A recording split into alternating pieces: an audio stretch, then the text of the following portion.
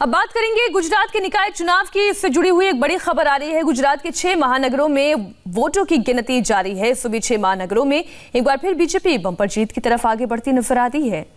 अहमदाबाद, सूरत, वडोदरा, जामनगर, भावनगर और राजकोट में टोटल 576 सीटों पर काउंटिंग चल रही है। अब तक के रुझानों और नतीजों में बीजेपी की बढ़त 267 सीटों पर है, तो कांग्रेस महज 56 सीटों पर आगे है। आम आदमी पार्टी भी सूरत में 19 सीटों पर आगे चल रही है, लेकिन ओवैसी का खाता खुलता नहीं दिख रहा है। 21 फरवरी को अहमदाबाद समेत 6 महानगर पालिकाओं के लिए वोट डाले गए थे। इन महानगरों पर लंबे समय से बीजेपी का ही कब्जा है। ये चुनाव इसलिए भी महत्वपूर्ण है क्योंकि गुजरात में अगले साल विधानसभा चुनाव है। ऐसे में निकाय चुनाव के रिजल्ट से जनता के मूड का अंदाजा आसानी से लगाया जा सकता है।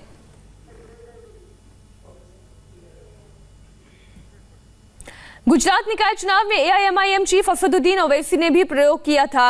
अहमदाबाद की मुस्लिम आबादी वाले 21 सीटों पर अपने उम्मीदवार उतारे थे, लेकिन अब तक के रुझान में उनका खाता खुलता नजर नहीं आता है। यानी ओवैसी का अहमदाबाद वाला प्रयोग फेल हो गया है। अब ओवैसी आज नया प्रयोग गोधरा निकाय चुनाव में करने जा रहे हैं। इस वक्त हमारे सहयोगी निर्णय कपूर जुड़ गए इस बड़ी खबर पर।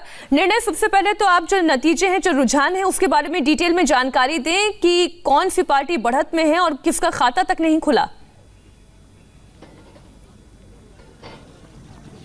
देखिए, 21 फरवरी को जो चुनाव हुए थे उनके जो परिणाम अभी तक सामने आ रहे हैं, मैं आपको बता दूं, मोस्टली क्योंकि ये महानगर निगम के चुनाव थे, पूरी तरह अर्बनाइज एरिया है और जहाँ पे हमेशा से भाजपा की पकड़ पहले से बनी रही है और इस बार भी हम देख रहे हैं कि उसमें कोई खास फर्क नज़र नहीं आ रहा है।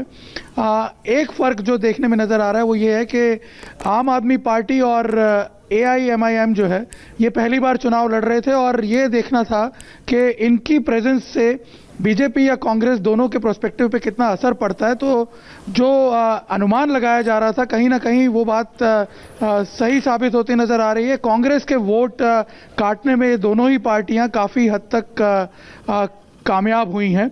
मैं आपको बता दूं, अहमदाबाद में भी जिन इलाकों में एमआईएम के उम्मीदवार खड़े हैं वहां पे कांग्रेस को काफी मुश्किल आई। आपने एमआईएम का जिक्र किया तो ओवैसी भी आज गोधरा पहुंच रहे हैं, तो गोधरा में क्या तैयारियां की गई हैं? जी बिल्कुल, मैं आपको बता दूं, अहमदाबाद में हालांकि अभी तक कोई सीट जीतते हुए नजर नहीं आ रहे हैं, लेकिन मैं आपको बता दूं काफी डेंट लगाते हुए नजर आ रही है कांग्रेस को एमआईएम। लेकिन ये जो स्थान है गोधरा, मैं आपको बता दूं मीनाक्षी, ये काफ़ी क्रूशल है एमआईएम की गुजरात में एंट्री के लिए। ऐसा अनुमान लगाया जा रहा है कि गोधरा जो है वो एमआईएम का एक तरह से एंट्री पॉइंट साबित हो सकता है गुजरात में और उसकी अपनी काफ़ी सारी वजहें भी हैं, क्योंकि पिछले 15 सालों से मैं आपको बता दूं जो स्थानीय चुनाव यहाँ पे होते रहे हैं, जो मुस्लिम डोमिनेटेड एरियाज भी हैं, जहां 5 वार्ड ऐसे हैं जो कि कंप्लीटली मुस्लिम डोमिनेटेड वार्ड्स हैं, यहां पे भी पिछले 15 सालों में कांग्रेस अपना उम्मीदवार तक खड़ा नहीं कर पाई। कांग्रेस को उम्मीदवार तक नहीं मिल रहे हैं।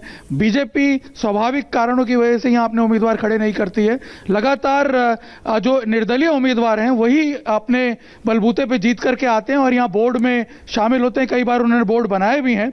ऐसे में एमआईएम के पास एक बड़ा मौका है और इसी को देखते हुए उन्होंने इस बार यहाँ पे हालांकि थोड़ा लेट प्रयत्न शुरू किए, चुनाव के ठीक पहले यहाँ पे आकर के अपना जो प्रयास है वो उन्होंने शुरू किया।